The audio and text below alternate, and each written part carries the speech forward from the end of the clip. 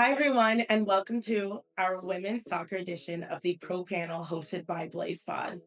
My name is Erin, a BlazePod and TRX trainer, and we're thrilled to bring you a conversation with three world class goalkeepers who are redefining the position not just physically, but mentally. Please help me welcome Manchester United and U.S. national team goalkeeper Fallon Tellis-Joyce, Sweden national team former Chelsea number one goalkeeper Zecira Musovic, and goalkeeper of the Utah Royals FC and the U.S. national team Mandy McGlynn. Today, we're exploring their journey and evolution in the women's game and how cognitive training is shaping their elite performance. So let's dive into some of these questions, and I can't wait to get started. So your first question today, I really would love to hear from Fallon first. And the question is, how have you seen the women's game evolve the past 5 years, both on and off the pitch? I think having a little bit of background about myself is I started off my professional career in France. Then I went to for a team called Stade de France. It's about 45 minutes away from Paris. Then I went to play in the NWSL for Seattle Reign, and then now I'm here at Manchester in the WSL. So my professional career has gone through the last 5 years, and it's just been incredible to see the growth. I tell people all the time that now I'm driving on the left side of the road in England, and I'll see like giant screens of like my teammates, in prep for a Man City derby game. I say derby, they say derby. And just like amazing, like across like bridges, you'll see like our next game, you'll turn into BBC Radio 1 and it'll be every scoreline that's listed for every single game that's happened in our league, and in the second division as well.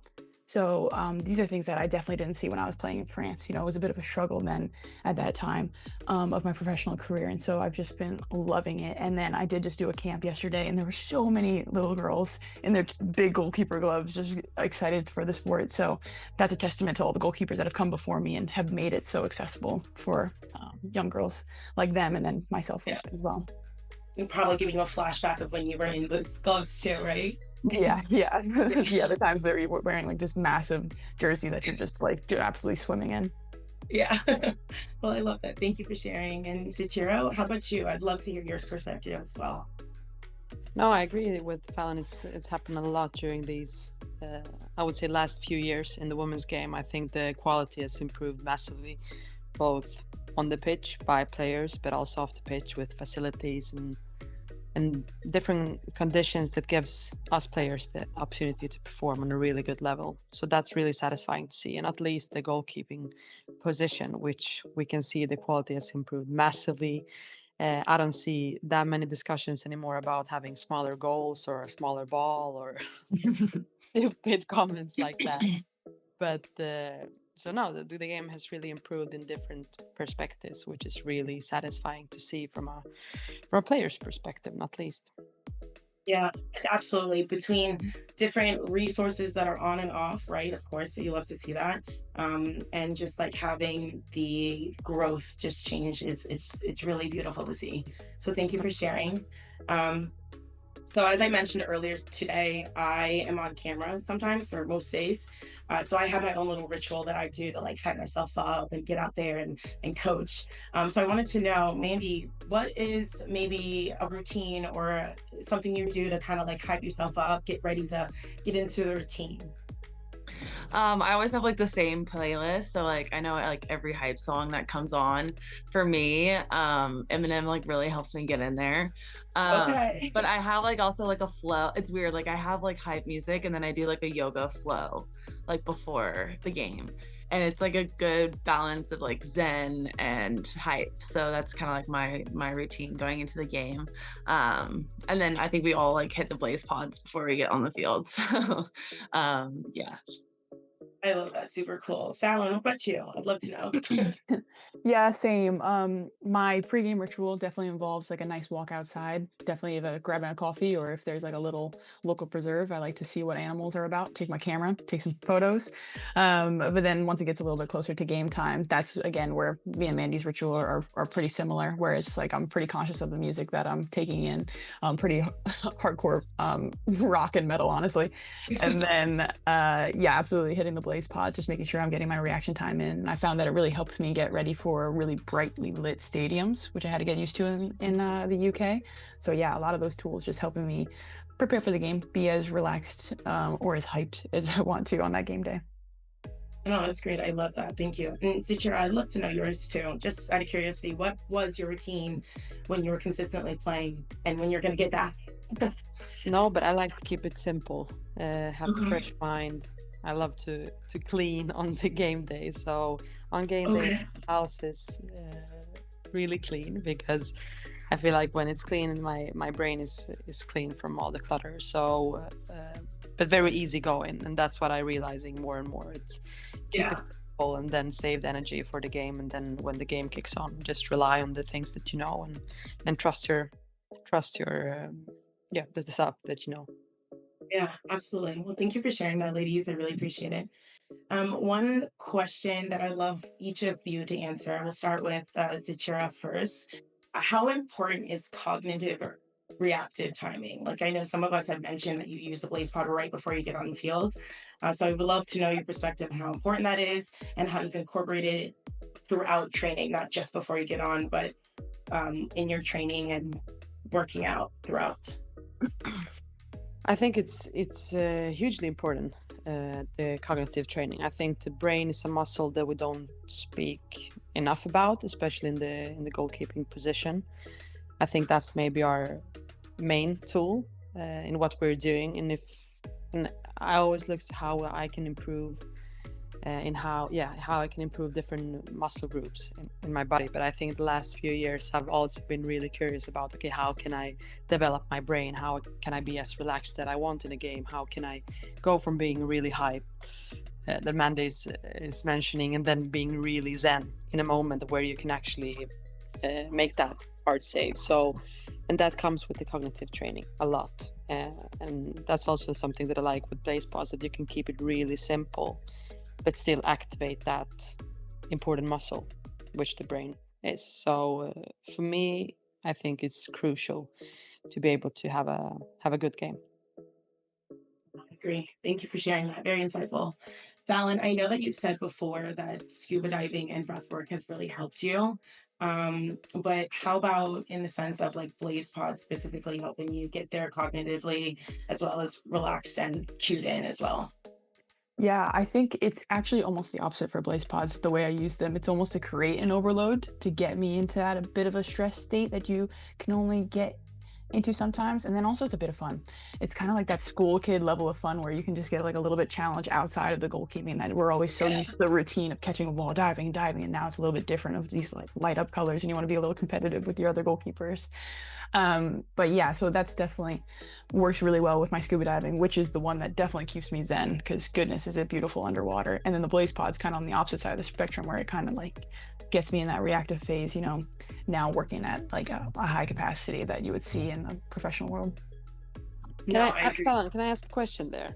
When you do the blaze pods and you're mentioning overloads, do you, how do you say, periodization? It's like you like have heavy strength work and then you can really overload your muscle. Do you do that as well with the blaze pods, or do you keep it constantly overloaded, your brain?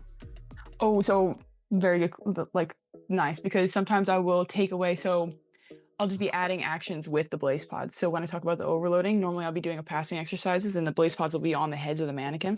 And then the blaze pods are there to like add in like the scanning and things like that. And like I'll change the speed at which the blaze pods are going.